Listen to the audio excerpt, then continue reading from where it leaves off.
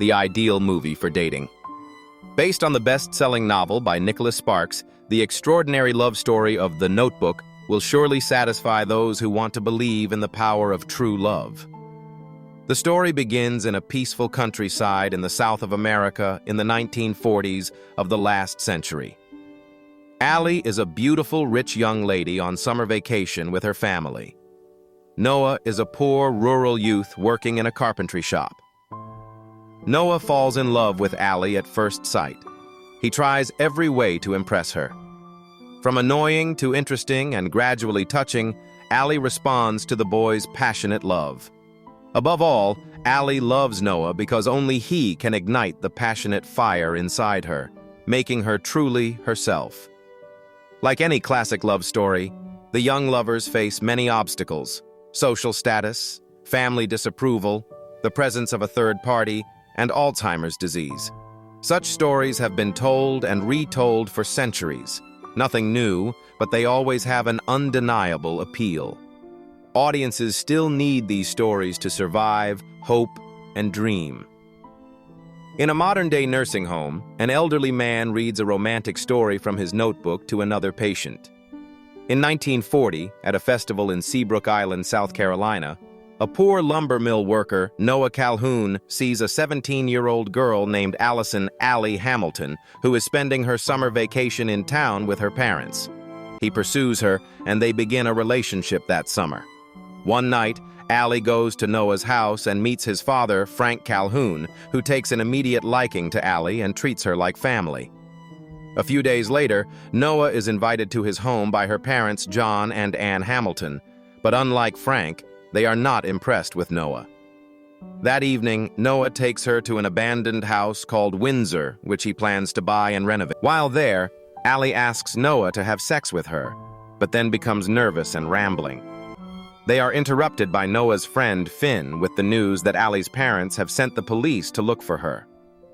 When Allie and Noah return to her parents' mansion, Allie's parents, especially her mother Ann, make it clear that they disapprove of the relationship and forbid her from seeing him. Hearing all the insults from Allie's mother, Noah storms out and Allie chases after him. An argument ensues and Allie breaks up with Noah, but she immediately regrets it. The next morning, Ann announces that the family will be returning home to Charleston that day. Allie tries to find Noah at work, but is unsuccessful in finding him. So she asks Finn to tell him that she loves him. Noah runs to Allie's house, but the gate is locked. Noah writes letters to Allie for a year, but Allie's mother hides them. After 365 letters, Noah stops writing. He joins Finn to fight in World War II, where Finn is killed in action.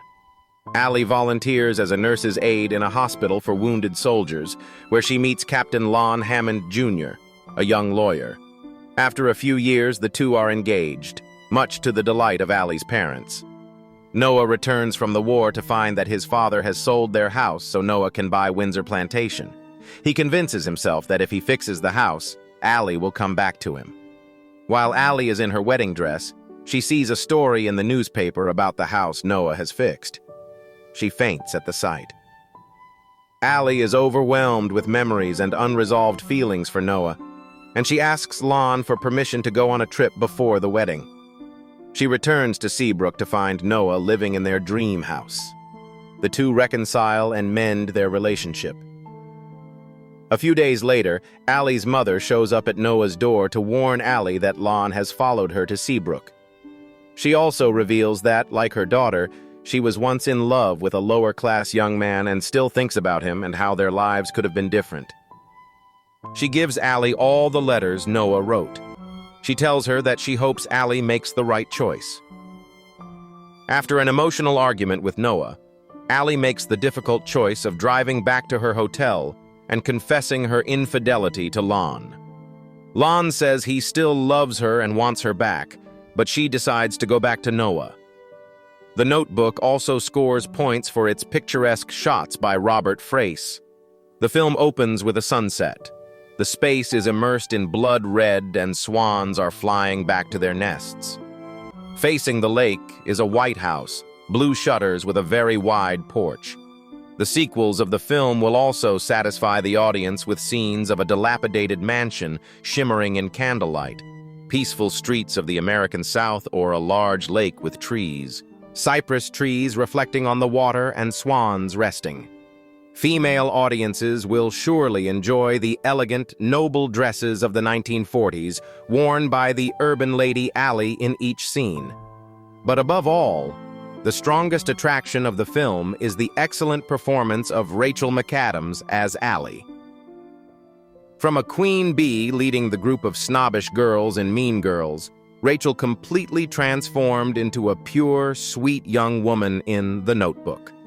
2004 was an unforgettable milestone in Rachel McAdams' acting career when she had two such impressive roles in a row. For the harsh critics, Rachel McAdams' convincing performance saved the whole film, making the story in the film more sincere, more believable, and less fake. McAdams, with her bouncy gait and constant smile, successfully portrayed the image of a sweet and passionate 17-year-old girl, Allie. Another notable role in The Notebook is that of Mrs. Ann Hamilton, Allie's mother, played by Joan Allen. Back straight, hair neatly tied, only slightly curling her lips when talking with cold steel eyes, Joan Allen successfully portrayed a harsh and authoritative mother who strongly opposed the love between Noah and Allie. Ryan Gosling generally played the role of the infatuated Noah quite well, and together with Rachel McAdams, built a beautiful couple on screen. Fake love in the movie, real love. In real life, they also fell in love and had a 3-year relationship. Although they have now gone their separate ways, the two still have good words for each other in the press, and Gosling still affirms that McAdams is one of the greatest loves of his life. Since its release in 2004, The Notebook has consistently been on the lists of the best romantic movies of all time. The film won an MTV Movie Award for Best Kiss, a Satellite Award for Supporting Actress, Gina Rowlands, for her role as an older Allie, and 8 Teen Choice Awards, mostly for the couple Ryan Gosling and Rachel McAdams. The Notebook is like the most beautiful dream of an ideal love, a love that goes through the years, through many ups and downs, with the power to overcome everything. A love that is engraved in the heart that priests often make brides and grooms swear at their weddings but few can fulfill. To love each other until their hair turns white and their teeth fall out, and only death will separate the couple. The maturity along with the brokenness and loss of faith can make the film's romance unbearable for even the most demanding audience. But if one is lucky enough to watch this movie when one is young and in love with one's first love, The Notebook will leave an unforgettable impression, especially when watched on Valentine's Day, February 14th.